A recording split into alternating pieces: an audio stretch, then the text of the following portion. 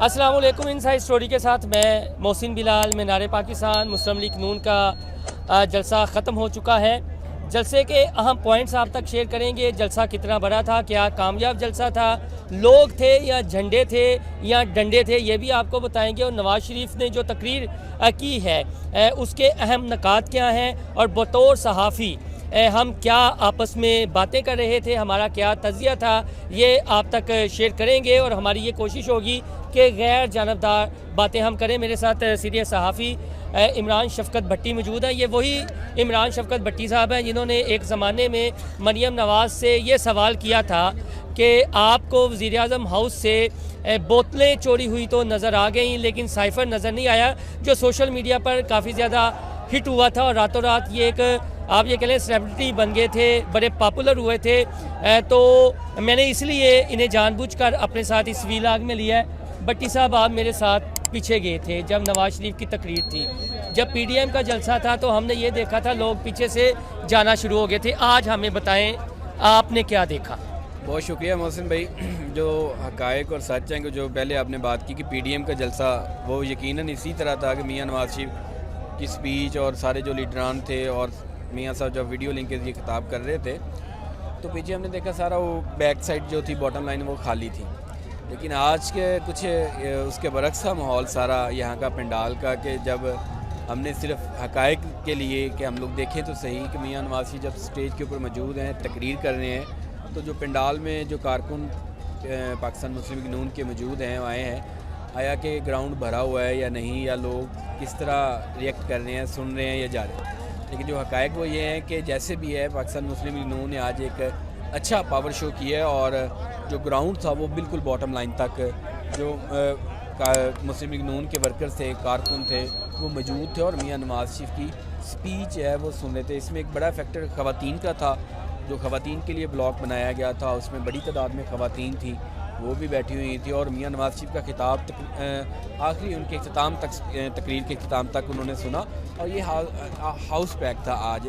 اس میں کوئی شک نہیں ہے کہ یہ نون لیگ کا بڑا. اب ہمیں وہ تھوڑے سے جذباتی مناظر بتائیں, پھر ہم تقریر پہ آئیں گے ان کی. بالکل, وہ جب میاں صاحب آئے تو ایک بڑا ایک ایموشنل سین تھا, اور جس میں خاص طور پر مریم نواز جب اپنے والد سے ملی اور ان کے پاؤں میں تعظیماً انہوں نے وہ بیٹھی ہیں, جھکی ہیں, اور میاں صاحب نے بھی ان کو گلے لگایا. میاں صاحب کی اپنی آنکھوں میں آنسو تھے, مریم نواز کی آنکھوں میں آنسو تھے. تقریباً اسٹیج کے اوپر جو لوگ یہ سارا سین کافی قریبی دیکھ رہے تھے. اور پھر وہی ہوا جو بات جب کبوتر چھوڑے گئے, آزاد کیے گئے, میاں صاحب جب اوپر موجود تھے تو میں اپنے ساتھ میاں شعیب صاحب ہیں انہیں کہہ رہا تھا کہ میاں صاحب کبوتر اڑ رہے ہیں اور میاں صاحب کے پاس بیٹھ رہے ہیں. جب آپ ایک لمحے کے لیے دیکھا کہ پیچھے سے ایک شخص آگے ان کبوتروں کو پیچھے پکڑتا ہے اور اڑاتا ہے, تو میں نے کہا ایسا نہیں ہونا چاہیے کہ میاں صاحب کے پاس بیٹھے ہیں تو انہیں میاں صاحب کے پاس, اور اگر میاں صاحب ہوتا جس طرح ہاتھ میں, اور میں نے ابھی ہم باتیں ہی کر رہے ہیں تو وہ مجھے کہہ رہے ہیں وہ دیکھو اوپر وہ ویسے ہی ہو رہا ہے کہ جس طرح میاں نواز شریف نے وہ کبوتر آزاد کیے ہیں. تو ایک اچھا پاور شو تھا پاکستان مسلم لیگ نون کا. ایک 5 سال کے بعد میاں صاحب کو تقریر کرنے کا موقع ملا اور اپنی عوام کے ساتھ براہ راست. اچھا, ہمیں یہ بتائیں, ہم جس طرح یہاں توقع ہمارے صحافی دوست کرتے ہیں انہیں تو مرچ مسالہ چاہیے, ہمارے سمیت ہے. عمران خان صاحب کی یہاں تقریریں جو بھی کرتا ہے مولا جٹ سٹائل بن جاتا ہے.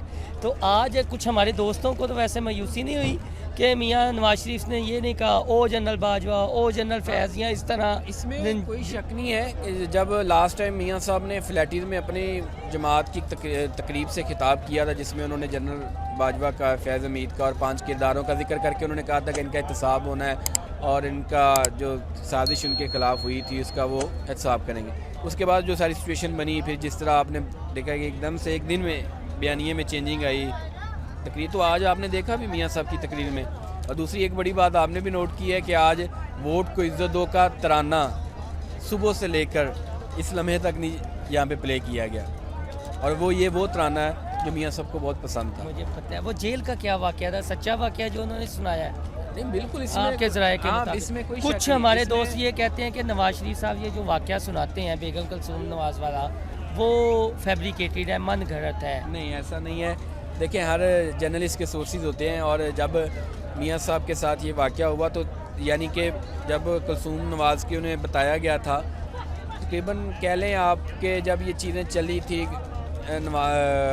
پی ڈی ایم نے تحریک عدم اعتماد کے لیے اور پی ڈی ایم طریقے عدم اعتماد لا رہی تھی، اس وقت کی میں بات ہے. اس وقت مجھے میرے سورس نے بتایا تھا کہ نواز شریف کے دل میں اور ذہن میں ایک رنج ہے، اور وہ یہ کہ جب ان کو اطلاع ملی تھی یا ان کو پتہ چلا تھا کہ کلثوم نواز بیمار ہیں تو وہ بات کرنا چاہتے تھے لیکن ان کی بات نہیں کروائی گئی تھی.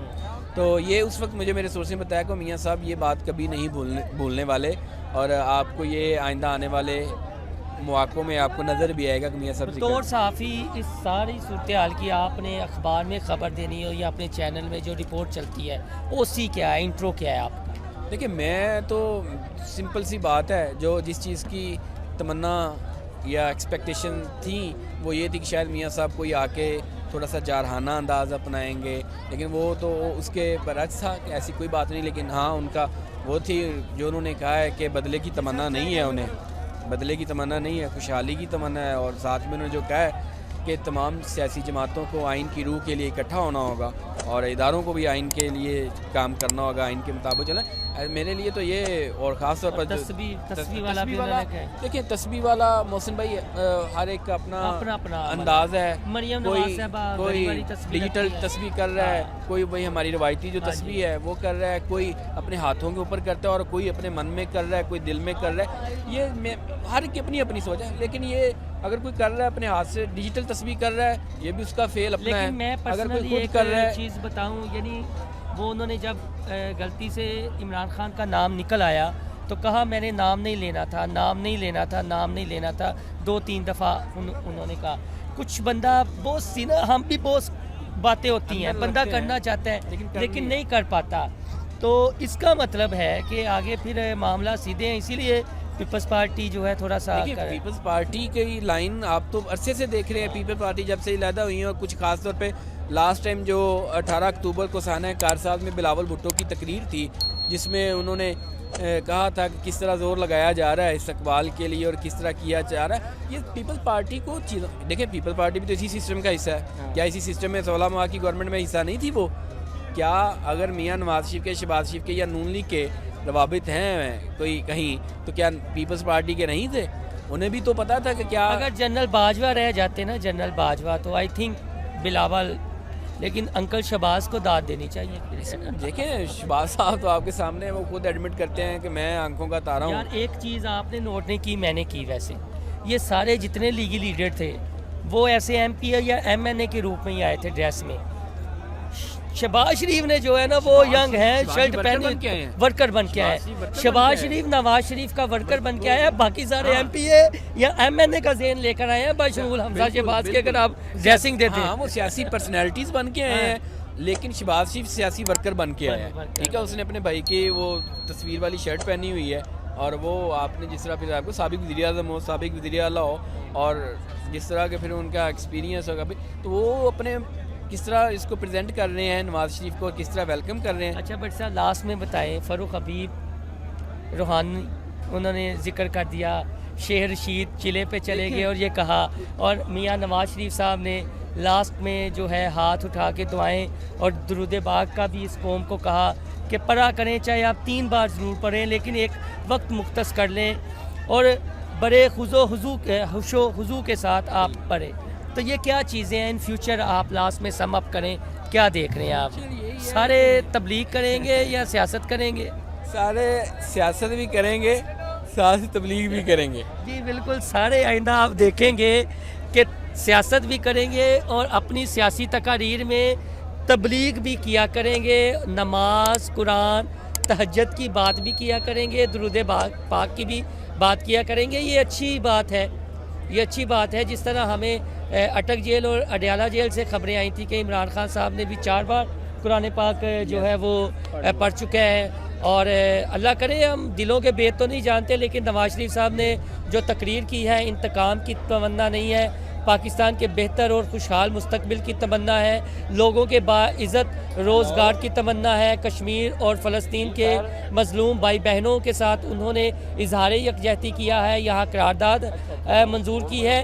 یہ پورے اس آج کے جلسے کا مینار پاکستان ایک لب لباب ہے جو ہم آپ تک پیش کر رہے ہیں. ہم یعنی ہماری حتی الامکان کوشش ہے اس ویلا کے ذریعے کہ غیر جانبدار رہا جائے، بندوں جھنڈوں اور ڈنڈوں سے آگے نکل کر سوچا جائے اور نواز شریف کی جو تقریر ہے اسے اس اینگل سے بھی لیا جائے، کیونکہ اس تقریر کے بعد پاکستان کی سیاست جو ہے وہ اب کچھ اس میں نئی چیزیں آپ نئی ٹرینڈ سیٹ ہوں گے۔ اور لاسٹ میں یہ ہے جی کہ نواز شریف صاحب جس ہیلی کاپٹر میں آئے ہیں وہ ہیلی کاپٹر جہانگیر ترین صاحب اس میں گھومتے پھرتے ہیں، اور جو ریسیو کیا وہ جہانگیر ترین صاحب کے رائٹ ہینڈ اون چودھری تھے، گو کہ وہ ڈینائی کر رہے تھے، لیکن سارے میڈیا پر خبریں پھیل چکی ہیں اور اس حوالے سے ہم آپ کو مزید آگاہ کرتے رہیں گے۔ کیوں بھٹی صاحب؟ یہ بالکل ایک امپورٹنٹ پوائنٹ تھا جو ہم نے دیکھا اور ہم لوگ شوق ہوئے کہ اون چودھری کس طرح میاں نواز شریف کو لاہور ایئرپورٹ سے انہوں نے پھر